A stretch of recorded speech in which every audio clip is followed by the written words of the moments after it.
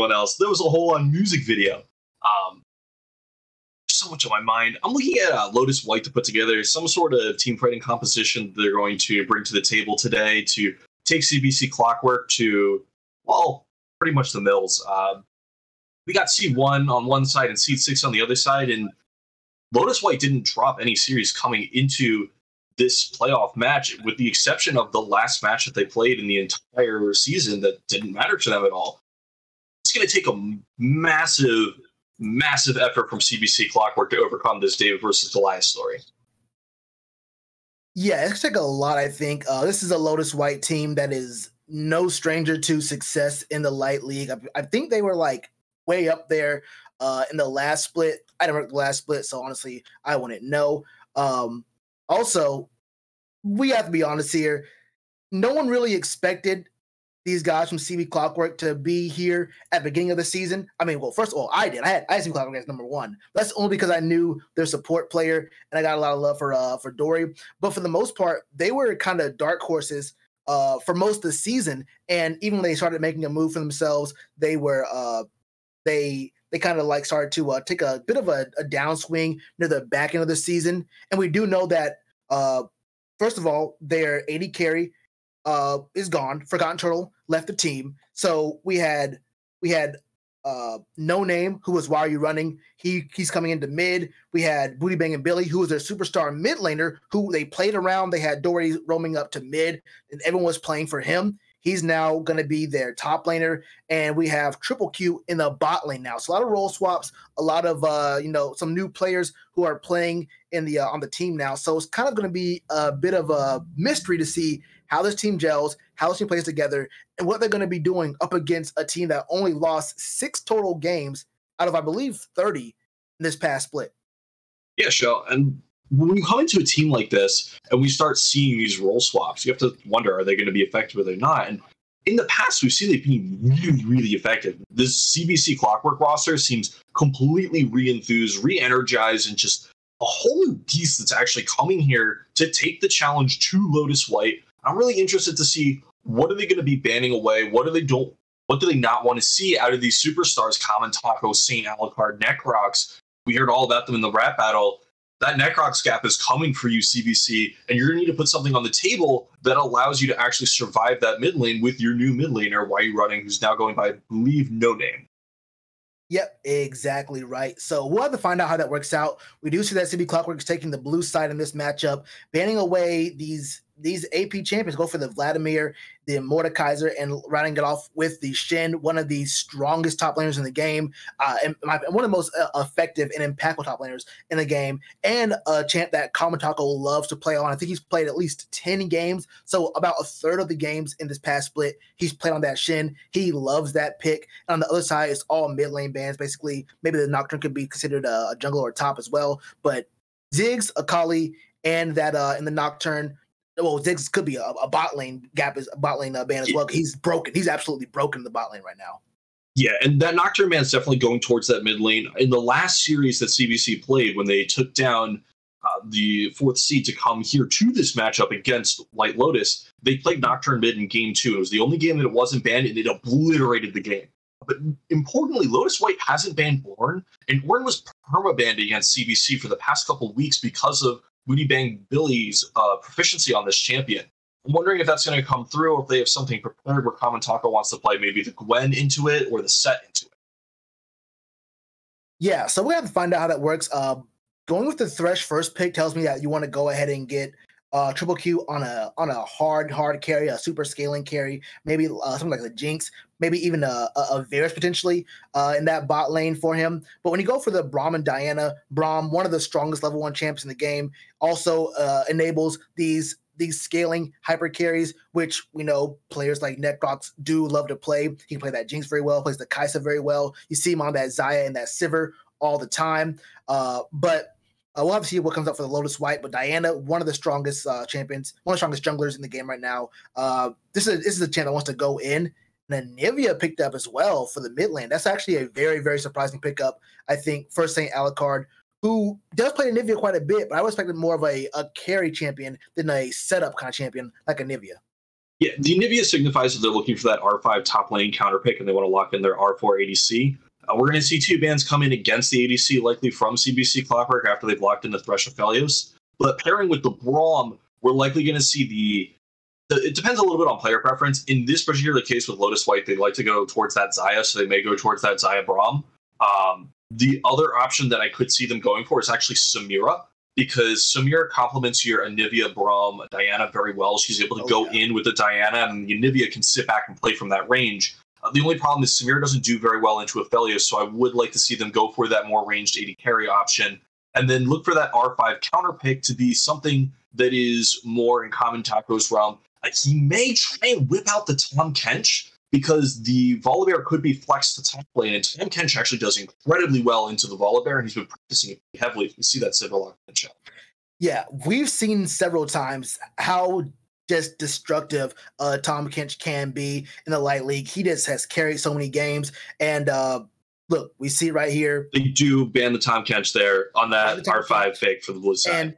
And we get to see once more Necrox on that Sivir. I said it in my rap. If you ban out that Xayah or that Sivir, you might not see Necrox deliver, but when you let him get that Sivir pick, man, he is very, very good in this. Paired with the Braum, very safe in lane, has that range as well. I mean, you're going to be a destructive force on the Rift.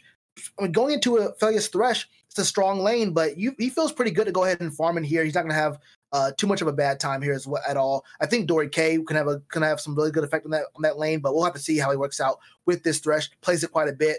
Orianna in set, however, signifies it's obviously going to be a Volibear jungle. Set is a tier below broken right now, but I think we can definitely see set is broken. Okay, set is he's broken. Okay, he's broken. Yes, Stridebreaker is nerfed on this patch. But you can still go Gore Drinker set, and you can still go Stridebreaker set. It's still excellent. But that 100 health did really limit how much his Haymakers hit for. But the Ornn pick into the set for Lotus White is actually a big question mark for me. Whether you're going into the set jungle Volibear top or the Volibear jungle set top, it should be Volibear jungle. This is likely some things can happen. The Ornn has a pretty rough time into both of those matchups, and signifies that Lotus White's really heavily playing for that team fight, for that scaling. And they wanted another way to access the Aphelios with the Ornhorn, the Braum, and the Anivia.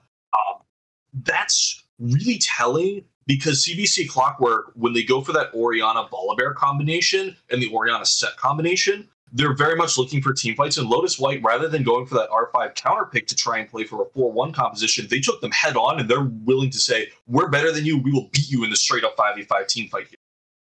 And we've seen this from Lotus White quite a bit. Like, you even mentioned it before we got into the draft. You said they want to go and get that team fight competition picked for themselves as well. And honestly, they can, because right now, I mean, and for about the whole season, they have been the best team in Light League. I don't want to call it ego. I don't want to call it,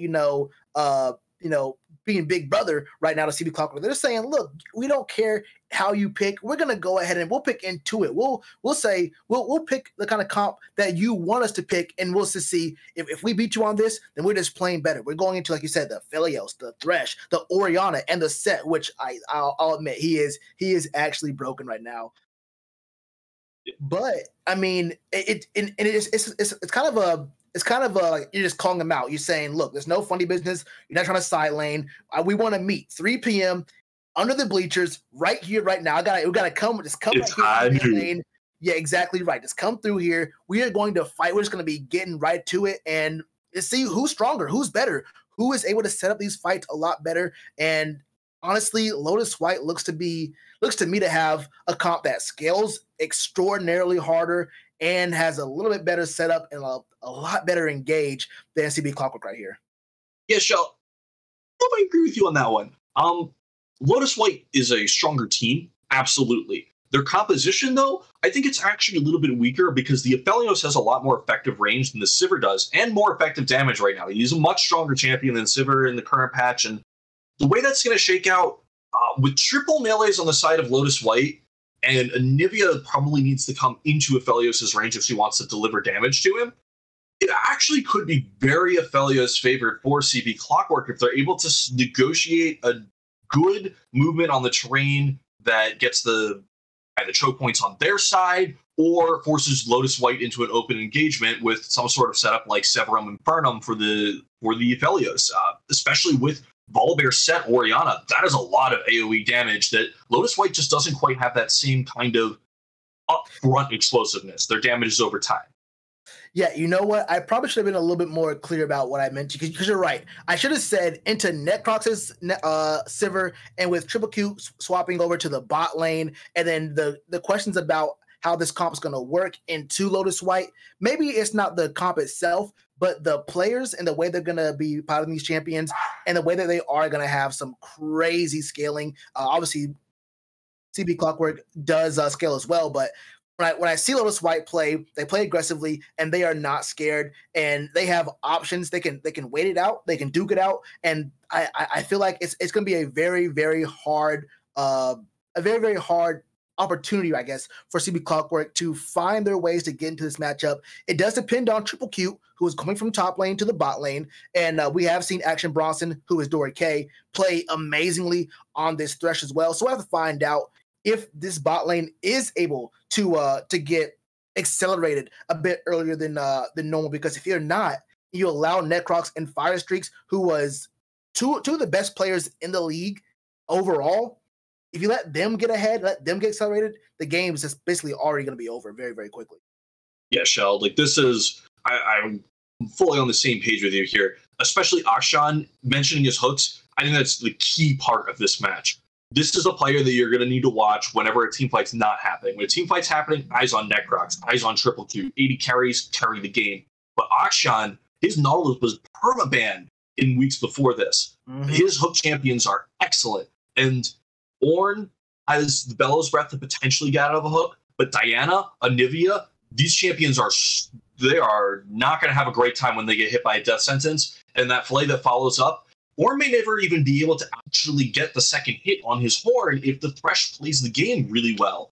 And these are a big worry for me in the face of Akshan Bronson, who, while he may be the lowest elo player in the lobby, he has had the best skill shots that we have seen in a while from a hookshot champion. Yeah, we'll have to find out how it's going to work out for these guys once we get on to the Rift. I'm really excited to see this game because I have a lot of faith in CB Clockwork, but I also know that Lotus White is an extremely strong team. We'll be right back with all the action in game number 1 between CB Clockwork and Lotus White. Just a moment. Don't touch that dial. Welcome to the Rift. This is game number 1 between CB Clockwork and Lotus White. I am Sheltron. I'll be your play-by-play for today. And to my side, we have Midget Cow. Midget Cow, how you feeling today, man? Oh my goodness. It's been a really slow day for me, actually, Shell. I'm kind of just chilling out. I'm really excited for this cast, though. I mean, those rap battles got me crazy fired up. I'm just kind of sad because I've seen 2 Doran shields for both of these top laners. No Doran's blade for the set. Like, they're just looking to grind it out. It's going to be a bit of a grindy early game for both of these teams, especially with the fact that they're both just trying to play these ultra-scaling team fight compositions. How about you, Shell? Yeah, I mean, honestly, these kind of comps that want to scale, I'm not a big fan of super scaling, especially in a league like this. I'm all about if we can't get a kill a minute, then can we get something like something ridiculous like this all out action? Maybe not making all of the right plays, maybe not all of the optimal plays or the smart plays, but the exciting plays, the reasons we watch kind of plays, the things that make you question but say, you know what? I'd rather watch this than a snoozer, and I wholeheartedly believe we're going to be getting some of that as well, because Common Taco on this Ornn, and I guess any Ornn player in general, you know that Ornn has sneaky damage that if you do not respect, even very early on before first back, he can burst you down, he can kill you, he has solo kill potential very, very early in this game. So I still do believe we can get some very strong fights and some kill potential very early in this matchup. I definitely agree with you on that, Sheldon. But at the end of the day, you are talking about Set the Beast Boy Bastard. I mean, this guy does not go down in a 1v1 typically, especially not against another melee champion. I'm actually looking more towards the mid lane for Sparks to fly. Anivia with the Electrocute against the Phase Rush for Orianna really means that there's a lot of openings for Anivia to find good chunks of damage onto Orianna and then set up something for one of these junglers to come through and actually make a kill happen lane, or one of the supports to run up and make that kill happen.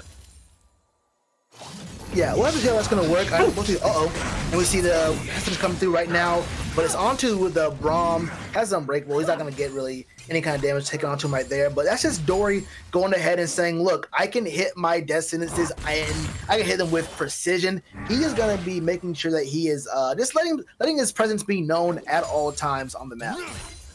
Yeah, and that caused Braum to actually miss getting a stack of his Relic Shield off on this cannon, which is going to delay his proc on the Relic Shield by about a minute and a half. That's a lot of time to not have wards out on the map. You know, we talked them up right before the game, and Akshan is already delivering with the hooks in this series, and I'm pretty excited for that, is we do see a bit of a scuffle coming up on the bot lane Scuttle Crab. Yeah, both these junglers are going to meet right there, but it's going to be Innocent Cooper getting pushed out. He got the smite though. Wait, he got it. Yeah, he got the smite, so he was able to go ahead and secure the Scuttle Crab, and he has a good shot to maybe make his way up to the top side. Looks like Smart Pants is saying, okay, whatever, I'm going to go take my Gromp right now. I don't want to fight for this crab. And although Comtaco does have a priority and is moving down, he's not going to be able to stop this Volibear from making a crab. Yeah, and the Orianna has priority to come up and back the Volibear. With the double crab on the side of the Volibear, this is actually pretty expected in this jungle matchup. Volibear being so much more powerful than Diana and a lot faster at jungling than her. But it is going to open up the ability to excellent spell shield. It is going to be opening up the opportunity for Volibear to make more aggressive movements on the map. And the bottom lane for the side of White Lotus has already used both of their trinket wards. And Volibear could come down into this river in the next 40 seconds or so after doing his Krug camp and potentially make something happen down here if Necros' spell shield is blown beforehand. Yeah, a pretty decent cooldown right there. So you can play around that, throw the hook out and say, okay, that's gone right now, and then set it up there. Dragon going to be on the map very, very soon, but I don't expect that to be the play anytime like in the immediate future, as we see Henderson Cooper go ahead and take away his level 1 Krugs. Remember, he skipped those, going for the Scuttle Crab and immediately back up top. So he's going to be in a decent position to make something happen as the wave goes in and pushes back out, but it's Sivir. She's able to get this wave down just the 4 casters very, very quickly. I think there actually can be a move made for this dragon if Anderson Cooper actually wants to. Don't think he will. He definitely could make the move for it, but with all 3 of his jungle camps up on the map, it would be pretty inefficient for him to try and take the dragon. And with Diana showing on that top side ward, as a little bit of poke happens down here, with Diana showing on the top side ward, he knows that she's actually moving towards her bottom side camps, and he wants to make sure he clears out his top side camps to then make his way back to this bottom lane with the level advantage. Yeah, and they're about even in pacing, even though the Scuttle Crab advantage did go over to Anderson Cooper. But that was the full clip from Smart Pants. And like I said, Anderson did miss out on a camp and it's clear. But he's gonna spin the block potentially, and flash of the Q here. Gonna lock down on Alucard. He has to go ahead and use the flash, and the egg is proc. Anderson Cooper with a great gank, gets the passive, and is able to blow the flash of that icy bird in the mid lane. Great gank there. Probably gonna come back very, very soon. Yeah, I love seeing that kind of coordination in these games as well. You know, No Name is coming in as a substitute player, and that shockwave was picture perfect alongside the flash from the Volibear. That's the kind of coordination that you need to see from subs when they come in. We'll see the Nivea teleporting out back towards that mid lane so they can try and put pressure onto this dragon again. And I'm not sure if we're going to see Smart Pants just try to make something happen bottom lane after finishing the Scuttle Crab or not. It would make sense. But no, they're just going to go for the reset and trying to make sure that they secure the topside camps, get that level 6, and then make plays on them. Yeah, the thing about Diana is she is mobile. She does have some very some high strength, especially with the alternator, but she does want that Moonfall. With the Moonfall, there's so much wombo combo that can connect with this team, especially in the bot lane in general. So so a good idea to go ahead and get the vision set up for the dragon and then go ahead and reset.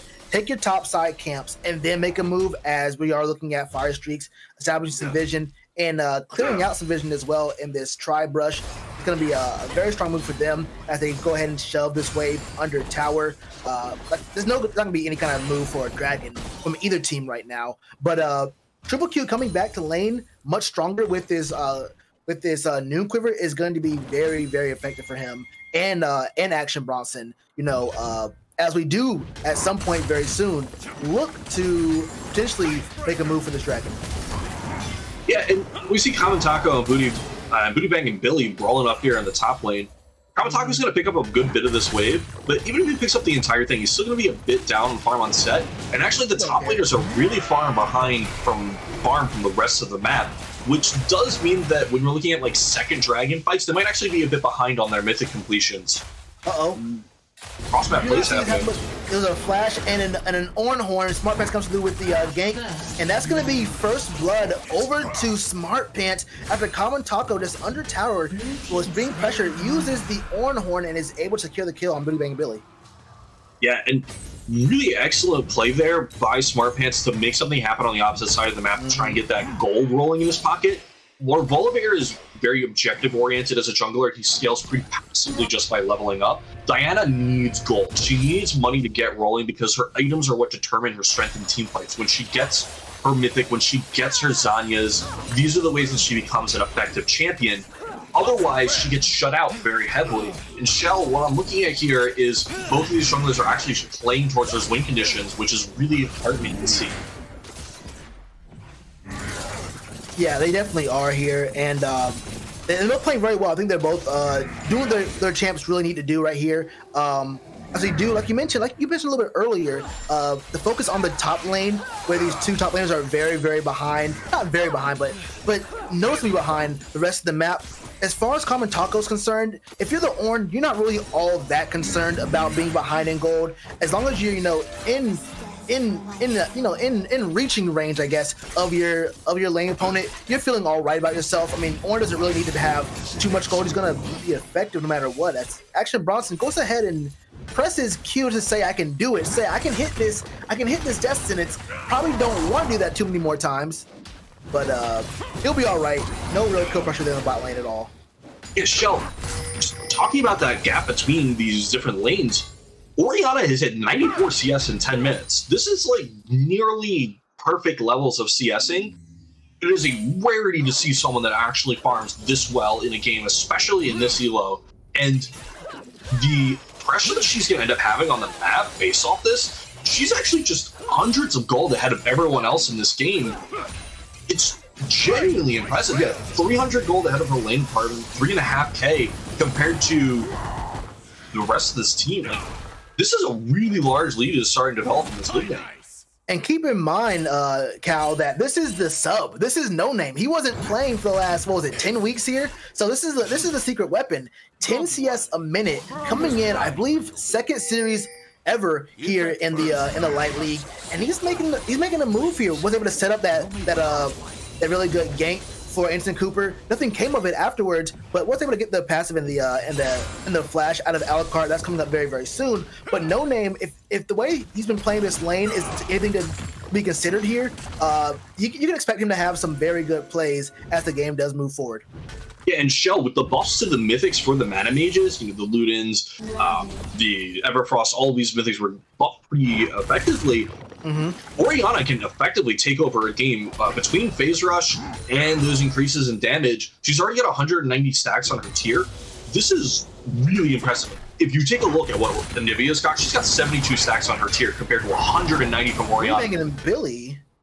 Sorry to interrupt you there, but Booty Bang, yeah, they're just brawling. He's playing a little bit disrespectfully into this Ornn. I know he wants to build up that haymaker, but you got to be a little bit careful here. He's going for that Stridebreaker. As we mentioned, it has been nerfed, especially for set. That 100 health that was lost on it for 5 AD is not going to help him get those giant haymakers and be that frontline he wants to be. That said, I mean, I'm not particularly worried for him right now. If there was any kind of jungle pressure towards that top side, like we saw before when Smart Pants came on up, then I would be worried for him. But right now, he knows he's playing weak side. He's just kind of trying to make sure he maximizes as much farm as he gets because he sees the numbers that are coming up across this map, and everyone in this game is farming really exceptionally well. You don't tend to see this kinds of farm in gold games, nor this level of passivity. No, not at all. I think they're playing actually very, very smart as No Name takes a bit of a chunk from that Articuno there in the mid lane. That's saying Alucard, being the kind of player that he is, he usually is on these hyper carry kind of champions, but he's able to get it done as well on the Anivia. I believe he gets that banned out against them quite often. And honestly, I like that a lot because I like to see him on these more mechanical champions, on these champs that, you know, are a little bit more exciting. Anivia can have exciting plays, but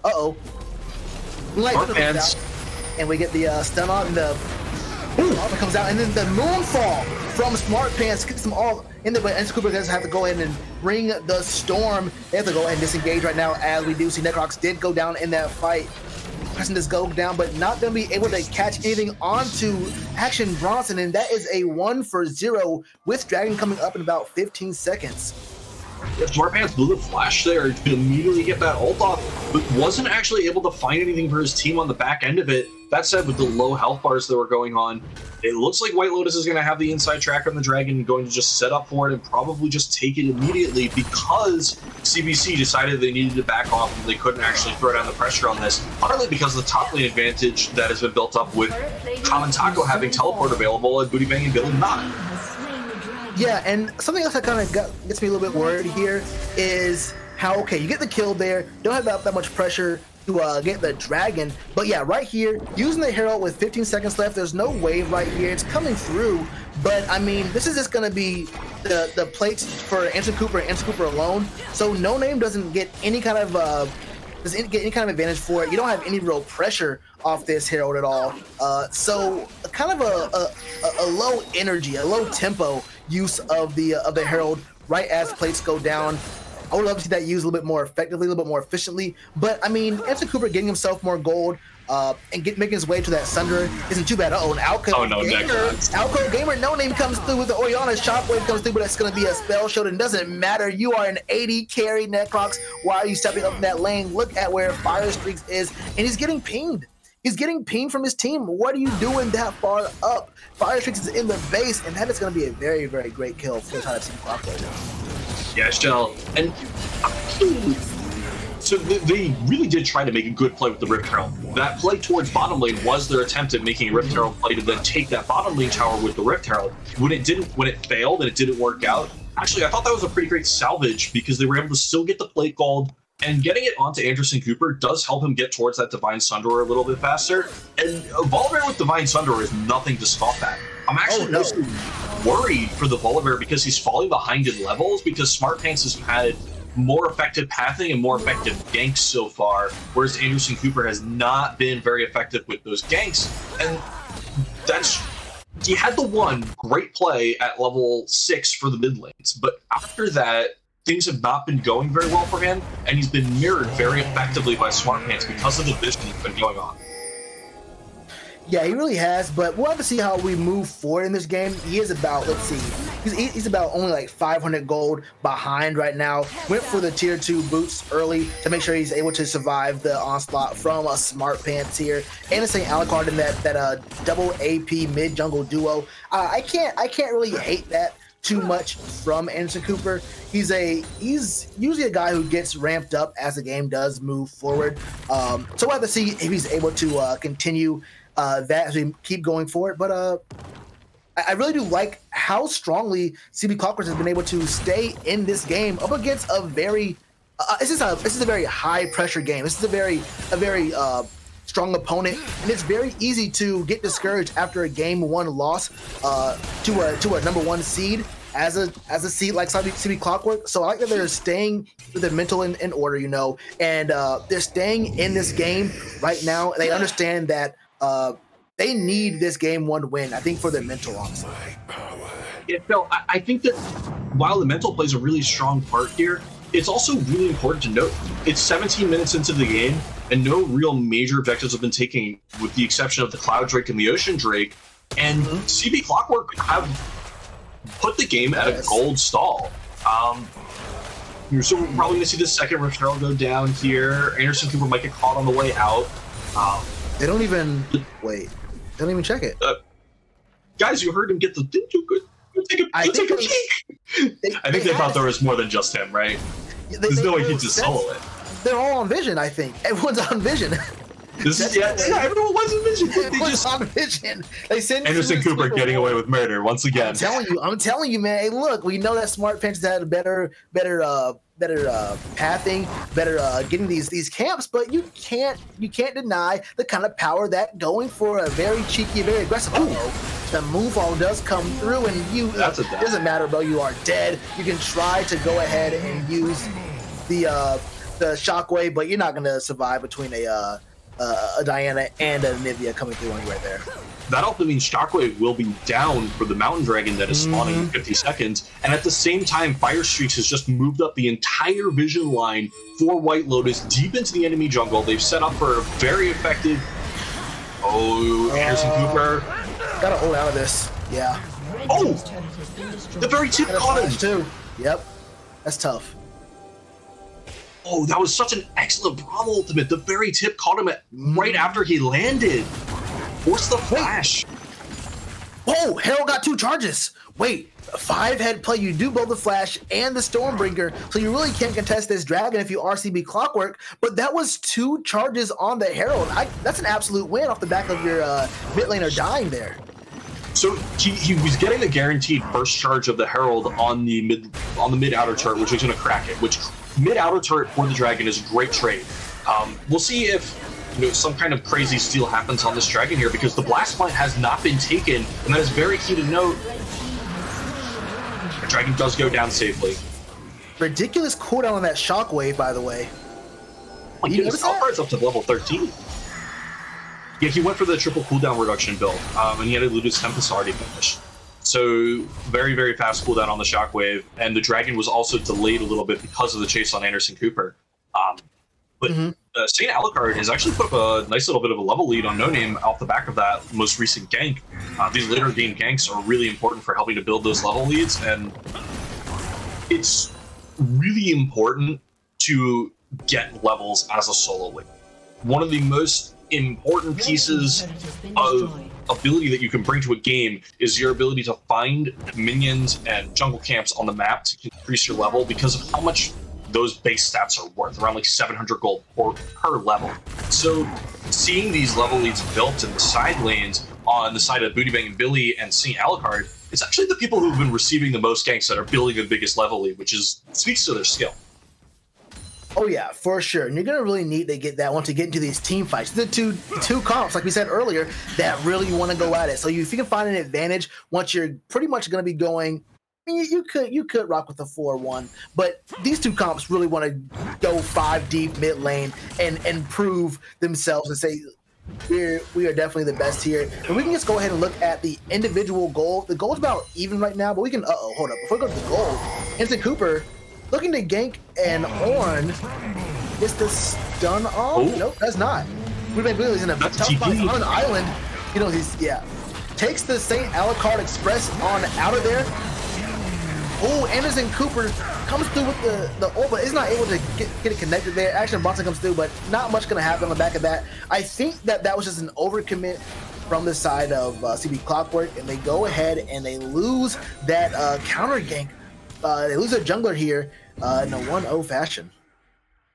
And this is really, really big for White Lotus to start trying to up the tempo of the game, start making more aggressive movements on the map, as they're scaling up very, very effectively here. And Sivir is an excellent mid lane champion. She's definitely a great late game champion, don't get me wrong, Michelle. But the Aphelios is going to have a field day if this gets to the late game. And you really want to abuse this mid game power spike from your Diana and from your Sivir. Yeah, you absolutely do want to get that, because, like you said, as the game gets later, Triple Q is going to have a very fun time. Has not really been a part of the action up until this point. Yes, he has one assist and a 2-kill affair for his team, but actually it does move forward. He's going to be stronger and stronger. And he, like I said, he scales harder than most other members in this game. Maybe the Ornn scales harder because of what he can do for his team as well. But yeah, Triple Q has proven that he can be a kind of a carry kind of player on this bot lane role, in a role swap as well. But I want to know what your thoughts were on that top play. Do you think that was potentially a bit of an ambitious re-engage from CB Clockwork, or was there something you saw there that may have been that could have been an advantage, or could have been slightly advantageous that just went the wrong way? So before Booty Banging Billy gets booty banged once again, he's out of there. Nah, he's done. He's done. He's done. He's done. So he has been bootied once again. I actually thought they had something going there. There was a moment of hope. Akshan Bronson was flanking through the river and actually threw his death sentence out, and it just went wide. Didn't even hit a minion in the inside of them. If that had landed on Necrox, like he was hoping for to, or on St. Alucard, then that turns the fight entirely. And just like this death sentence right here. On the fire streaks, not only the best option there, but the shockwave comes through and it forces the flash out of fire streaks. They're gonna keep going though. Triple Q comes through. Oh man. Special Fisher comes through, but it's not gonna do anything over there, and we get the storm drop. The egg is popped, but it's gonna get scrambled here. Common Taco comes through with the horn. He comes through, but he's not gonna. He's in the middle of 4 members. Who's he gonna help out here? You're a tank, you're not doing any damage. Has to get on out of there. Blows the flash. No. Steps forward for literally no reason at all. Baits himself, but maybe Smart Pants gonna go down here. Turns golden, dunks him into safety range. Smart Pants very, very low. Comes Taco very, very low. Not quite sure what Booty Banging Billy is, but I think he's actually banging some booties. He's gonna die for his sins. No! But what in the world is this? Engage? I have no clue what I'm watching. CB just killed themselves. It's a 5-man show. They're gonna go there, take the free mountain dragon. It's gonna put them on Soul Point. This is just absolutely ridiculous. Zoning extends for no reason. Akshan extends for no reason. Triple Q runs through the whole tower, and Smart Pants cleans house with the Diana resets, despite being the focus at the beginning of the fight. They even have the ability to go then move their vision over to Baron, start setting up for the Baron side. They already have 3 pink wards down in the area, and they've started to dominate the vision on that side. Once Fire Streaks resets and gets his new ward set, that is going to be the easiest moment in Lotus White's life as they dominate the vision across this top side, play around Baron, and then eventually transition to their Soul Point. I'm not gonna lie to you, my guy. That was a 5 for 2 that should have gone the exact opposite way if any of that was played right. In fact, Common Taco gave his life up, and St. Alucard was in a bad spot to begin with. Those were gimmies. Those were there's earned and unearned kills, like in baseball. Earned. Oh no, he's dead. No, that's the Baron. But he had 2 Australians. Shield. Okay. The locket shield saves his life. Okay. Ooh. Okay. Ooh. Wow. Oh my goodness. But he does. Actually, he did blow flash there. He had to blow flash, so that's going to be a pretty important summoner there for Action Bronson. This Anivia and the wall, and then the Stormbringer to get out of there. It looks like CB Clockwork is getting out of some very hairy situations, but they're blowing keys cooldowns to do so, and St. Alucard is having a huge effect in the map right now. So the CS numbers are absolutely ridiculous in this game, and then the mechanical play has been the exact opposite. I could not believe my eyes. Booty Banging Billy, allow me to interrupt you here because we got the show getting stopped here. Smart Pants has to rocket. No. You're in the wrong spot at the right time. Booty Banging Billy, please protect your booty. But St. Alucard is here. Will he get stunned? He will get stunned, and that is a moonfall. Look for the sun to come, but Booty presses W. He presses W, and that's what St. does. He presses W. Akshan! He hits the hook. Death sentence, but for whom? Okay, he got rooted there, but Triple Q's on the way. Will he be able to get the Vigil of Moons put down? No, sirree. Does not go for it. They're going to shove this wave out top. Smart Pants goes down. The 3rd time we've seen Akshan just flank right through the river, just runs right up on it, and as they come in onto this Baron, you have to be really careful here. On the Alucard is too low on mana and doesn't have his teleport available. I don't think he can actually make anything happen to stop this, although Kamatako's coming in with his ultimate ready, and the Oran Horn might be enough to force him off. Red and white, are we gonna fight? And the Death Sentence comes through, but once again, it's Fire Streaks. I mean, these are Action Bronson has about a 98% hook connect ratio, but it's all on Braum. I don't think we've seen too many on other members. We have a Braum seeking hook there coming out from Action Bronson, but you do love to see it. He's out of position. He's not able to make moves and protect other champions, so it creates openings for others on the team to make things happen. With Action making those kind of plays, so I gotta show some love for that. But you do want to see a Q hit someone else at some point. I mean, Shell, Akshan is the master of the hook. Have you not seen him in the preview videos? We got about a minute 50 on the Mountain Dragon coming up, and there's actually very little warding that's actually up here. 2 control wards just went down for Lotus White. Both teams are going to try and make their way into this river to contest this now, as Lotus White really wants to get that Mountain Soul, because if we secure the Mountain Soul, oh, Felios, you're in a really bad position here. There's no... Yep, there it is. And hard engage comes through. Triple Q just dies for existing. And so Cooper's gonna be able to ult out and get away from there. Just getting stunned, but actually he always just has enough movement speed to get out of that zone, but he steps forward for no reason. And Necrox is a kill there. I mean, what in the world? I mean, if I'm your teammate, I'm spam ping. I gotta get into all chat and say, you go ahead, and we are open, my brothers. I don't know why Anderson Cooper stepped forward for what reason? The wave? I don't know. He wanted the wave. He was green. It was high noon. He turned around second. 1 HP for I don't know, not even a cannon. I don't know what it is. But that is Baron over to the side of Lotus White. And the thing is, when you're going up against a team this good, they're going to be good. They're going to get advantages in some places, but you cannot give them advantages. You cannot afford to make these kind of mistakes because they are going to execute off them. And Shell, Lotus White has Baron now with 30 seconds to go on their Mountain Soul spawning. They now have the ability to pressure out mid lane, pressure out bottom lane, utilize these Baron buffs to create sieging potential, and the ward line was never reset back up by CBC, so they have full control over these choke points that lead to the Dragon. There is no way for CBC to contest this unless they have some sort of miracle fight that occurs off the back of a shockwave from No Name and Anderson Cooper just leaping into the middle of them, which isn't even up for another 20 seconds. Yeah, they're in a very, very bad spot. You have to... Is it fight? He's in a bad spot, but Anderson Cooper comes through, and Smart Pants, for some reason, is still holding, but no! We see the bear go down, the Thresh is down, and there is just so much damage coming through in this bush. We do see the W come through from Booty Bang and Billy, and no one dies on the side of Lotus White. They said, we're gonna come into your jungle, we're gonna be aggressive here, and then we are gonna take the Mountain Soul. It didn't work, Shell.